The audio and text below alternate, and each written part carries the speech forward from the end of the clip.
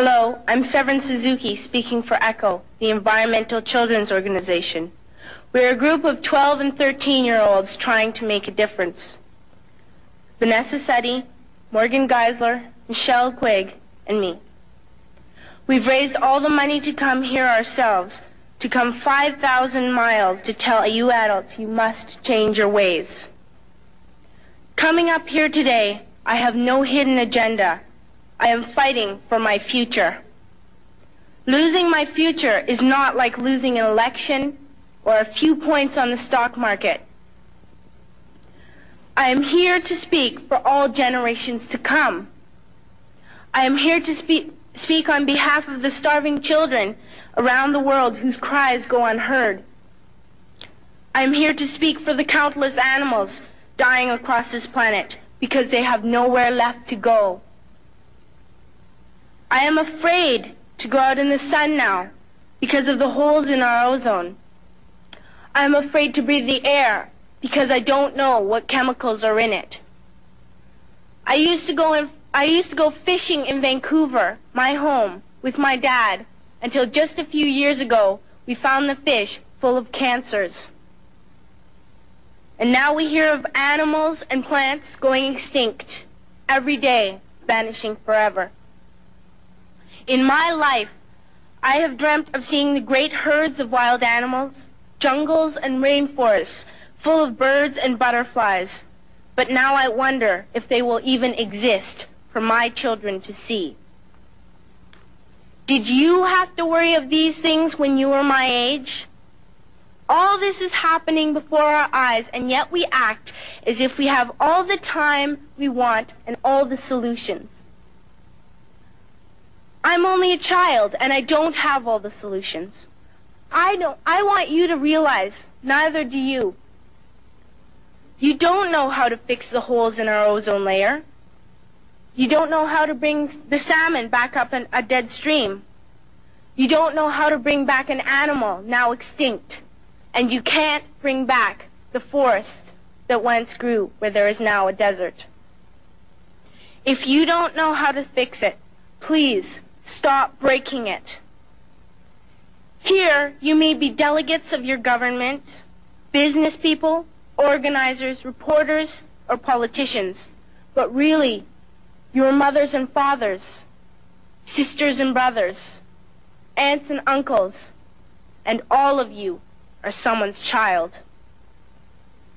I'm only a child, yet I know we are all part of a family, 5 billion strong. In fact, 30 million species strong. And borders and governments will never change that. I'm only a child, yet I know we are all in this together and should act as one single world towards one single goal. In my anger, I am not blind, and in my fear, I am not afraid of telling the world how I feel.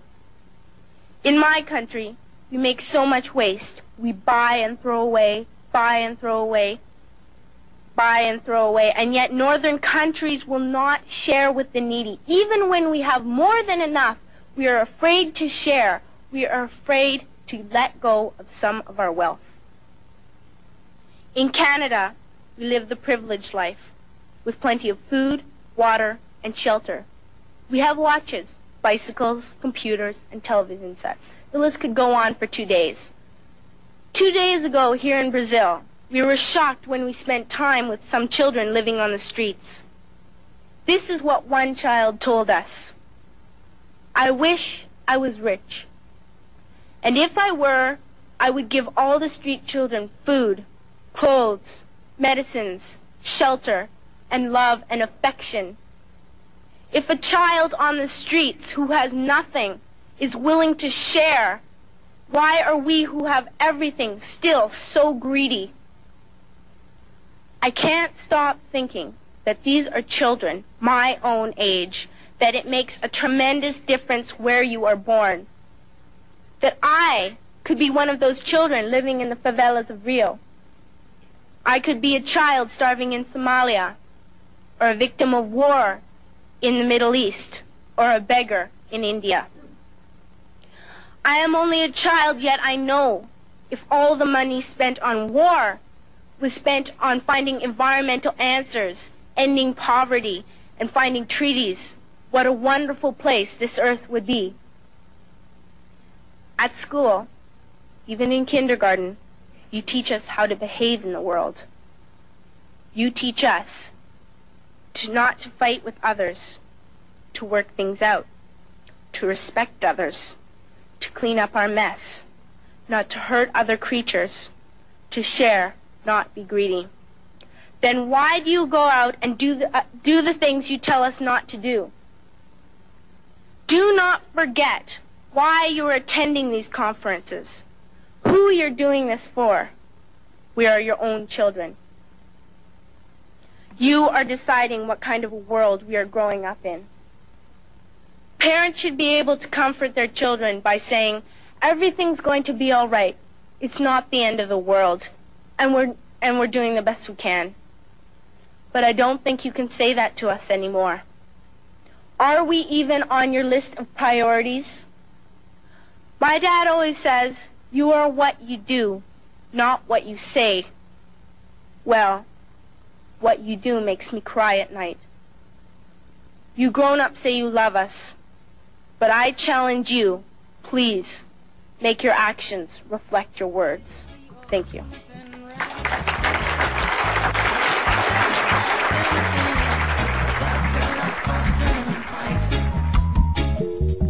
Protect your children